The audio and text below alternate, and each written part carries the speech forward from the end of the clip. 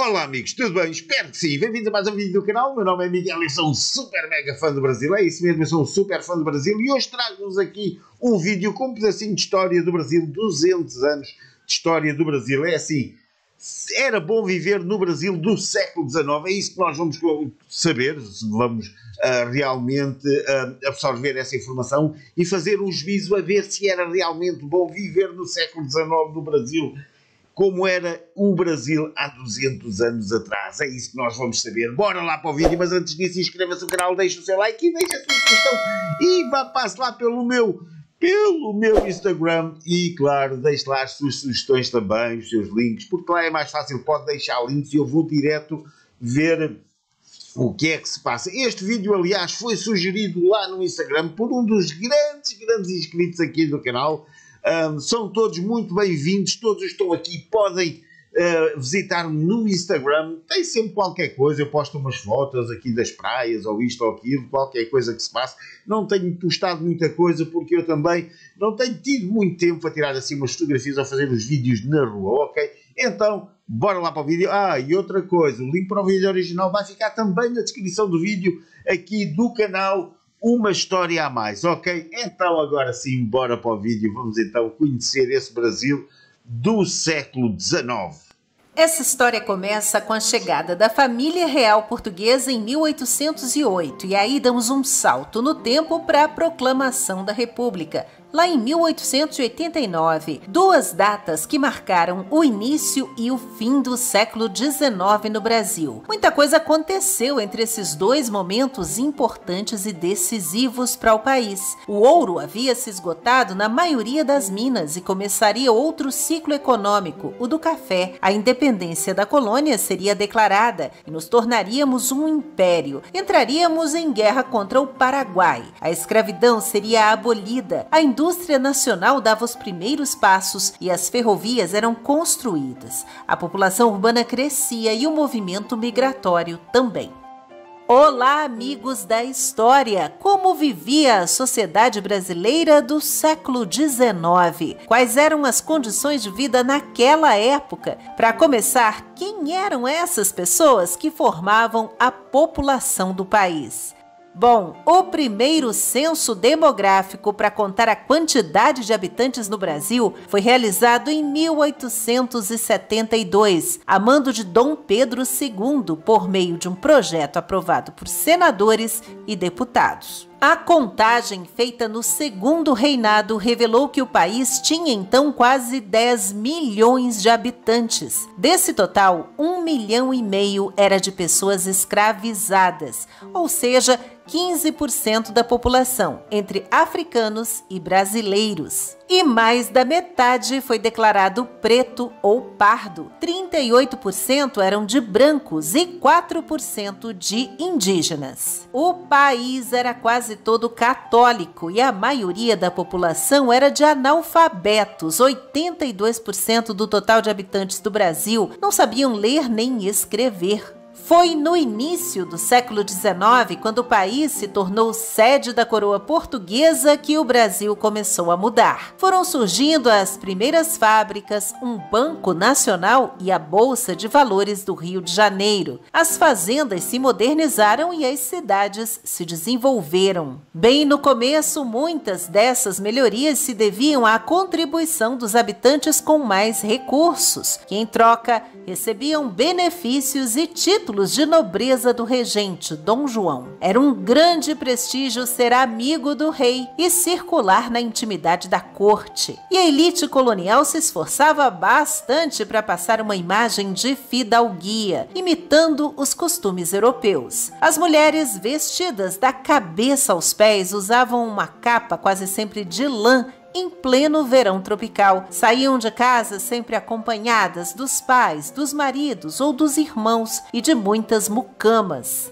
E foi sobre essas jovens brasileiras que o pintor francês Jean-Baptiste Debré lamentou a falta de instrução. Ele, que chegou ao país em 1816, relatou os últimos anos ali do Brasil colônia e o início do que seria um reino europeu na América. O artista observou que a formação dessas moças se restringia a recitar preces de cor e a calcular de memória, sem saber escrever nem fazer operações matemáticas. Os pais e os maridos delas favoreciam essa ignorância, a fim de cortar pela raiz as possíveis correspondências amorosas. Isso mesmo, eles tinham medo que elas escrevessem para outros homens ou lessem as cartas, os bilhetes deles. Mas algumas delas deram um jeito de construir uma linguagem usando tipos diferentes de flores, como um código que podia ser interpretado para combinar encontros, flertar, paquerar às escondidas. As famílias mais ricas iam a espetáculos e aos bailes. As mais pobres se reuniam em casa mesmo ou nos locais públicos. É assim, já vi que até nesta altura já o brasileiro, penso que era brasileiro, já estava até à frente da NASA, conseguia criar códigos com plantas, flores e tudo. É muito à frente, é muito, muito da hora. Eu gosto muito da história, é assim, eu conheço muito pouco da história do Brasil, como é lógico, nós aqui damos a história de Portugal, porque estamos em Portugal, e damos assim muito por alto algumas outras partes da história. Em Portugal foi, pronto, teve aí no Brasil e isso, mas nós não temos qualquer... A única coisa que se fala é que Portugal foi realmente ao Brasil e nada mais, assim como foi a outros países, a outros territórios. Não temos um aprofundar da história aí, porque ninguém tem um grande interesse, isso hoje não iria mudar em nada Portugal nem qualquer outro país, por isso realmente é assim, fala-se de muita coisa, mas realmente a história externa por fora de Portugal fala-se muito pouco, e a história que se dá aqui, pronto, tem mais a ver com os nossos reis, com o que se passou aqui, e isso presentemente eu nem sei que tipo de história dão na escola agora neste momento, mas já na minha altura já estava em decadência muita coisa da história de Portugal, porque avaliando pelo aquilo que os meus pais aprenderam e outras pessoas mais antigas, nós demos muito menos matéria, mesmo a nível de história de Portugal, do que eles. Especialmente na igreja, e todo mundo participava das festas religiosas das cidades, das vilas, que eram muito populares e que eram realizadas principalmente durante o dia, porque a eletricidade só chegaria ao Brasil no fim do século XIX. Mais ou menos quando os primeiros telefones foram instalados no Rio de Janeiro, em 1883. O telégrafo surgiu antes, em 1857, mas a maioria das pessoas se comunicava mesmo por meio de cartas, que podiam levar meses para chegar ao destino. Para se informar, havia os jornais e as revistas. Isso para quem sabia ler, claro. O meio de transporte mais comum era a montaria, em cavalos e burros. A liteira ou cadeirinha carregada por escravos era uma opção das senhoras endinheiradas, por exemplo. Os veículos com rodas puxados por animais passaram a ser mais usados com a chegada da família real.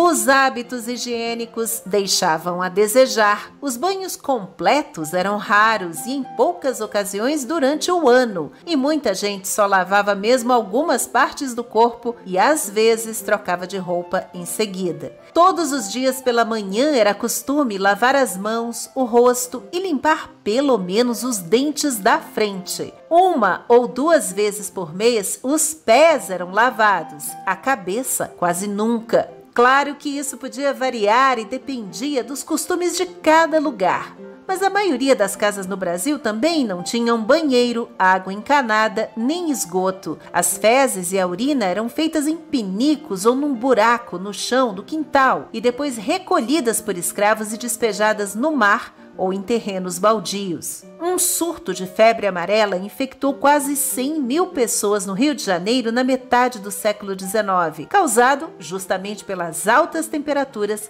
aliadas à falta de saneamento. Para comer, arroz, feijão e farinha de mandioca era o prato básico dos brasileiros, influenciado pela cultura indígena, além das contribuições da África e de outros países com o passar do tempo. Milho verde, banana, pimenta, azeite de dendê, leite de coco, carne de porco e doces à base de ovos também faziam parte do cardápio. O sorvete chegou ao Brasil em 1834 e tinha hora marcada para ser servido, pois sem energia elétrica era preciso consumir assim que ficasse pronto ou derretia logo.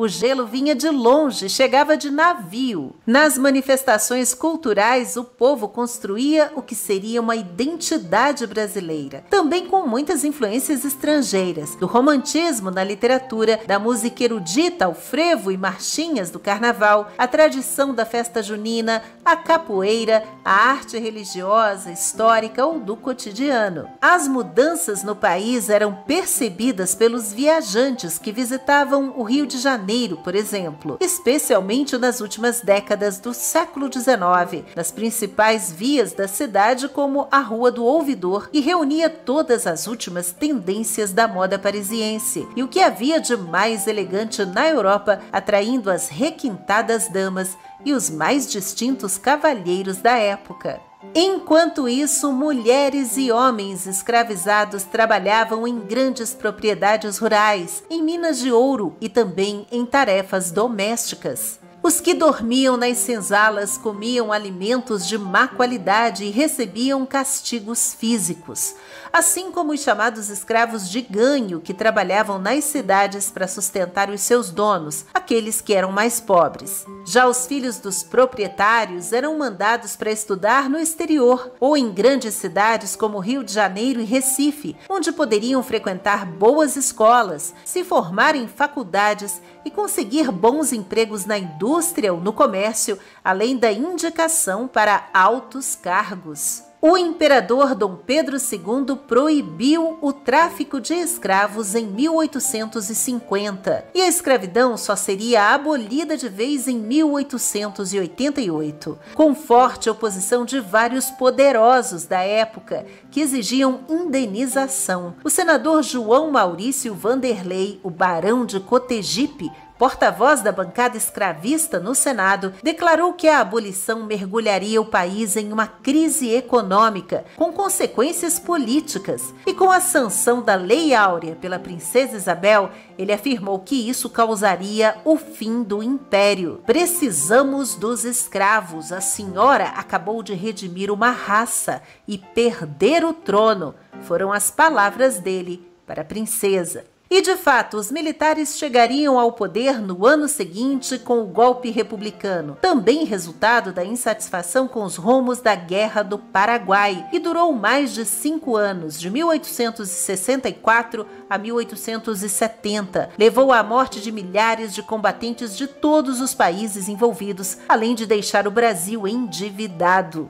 Os ex-escravos recém-libertados não tinham direito à terra nem acesso à educação. Marginalizados, muitos buscaram empregos de baixos salários nas cidades, onde moravam nas periferias. Aos poucos, os imigrantes europeus chegaram ao país para substituir a mão de obra escrava. A partir de 1890, a economia já é voltada para o comércio externo. O café, os couros e as peles eram os principais produtos de exportação.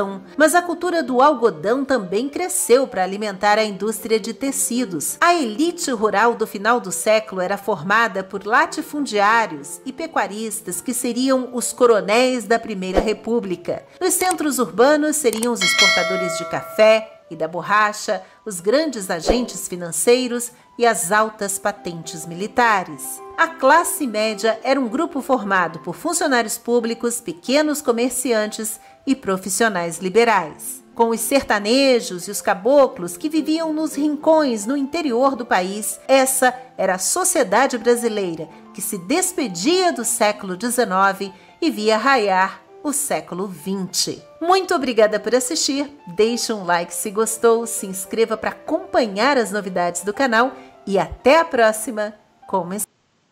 É isso mesmo aí, galera, o vídeo vai ficando por aqui. é assim, não sei se teria sido muito agradável viver aqui neste período do século XIX. É assim, vejo que houve algumas coisas não muito boas, a Guerra do Paraguai, e assim como a peste, ou a febre amarela, ou qualquer coisa do género, não foram coisas assim, e além disso, o tipo de vida e as coisas, quem não fosse da alta sociedade teria muita dificuldade em se alimentar e noutras coisas mais, porque eram tempos bastante difíceis. Mas é assim, o Brasil prosperou muito, o Brasil é uma grande nação, é essa a visão que eu tenho desse grande país, embora muitos dos brasileiros me ponham sempre para baixo a dizer que não, que o Brasil já não é, já não foi, não será, mas para mim o Brasil é o topo dos países do mundo. Para mim não há país melhor que esse Brasil. É assim, tempos difíceis no século XIX, tempos difíceis no século XX e sempre tempos difíceis por aí fora, em todos os séculos, 21, 22, 23, por aí vai, se nós não fizermos alguma coisa para alterar isso. Somos nós, não é mais ninguém. Se cada ser humano contribuir um bocadinho para a mudança das coisas, não há ninguém nem nada que nos faça infeliz ou isto. As coisas custam. Tudo é uma batalha. Desde o início deste mundo que tudo é uma batalha. Por isso, somos nós que temos que fazer a mudança, que temos que ser o bom que o mundo tem, ok? Então é isso, galera. Não se esqueça, inscreva-se no canal, deixe o seu like e deixe a sua sugestão. Passe lá pelo Instagram, muita coisa você pode dizer por lá, pode falar comigo, pode tudo e mais alguma coisa. Por isso, até ao próximo vídeo. Bye!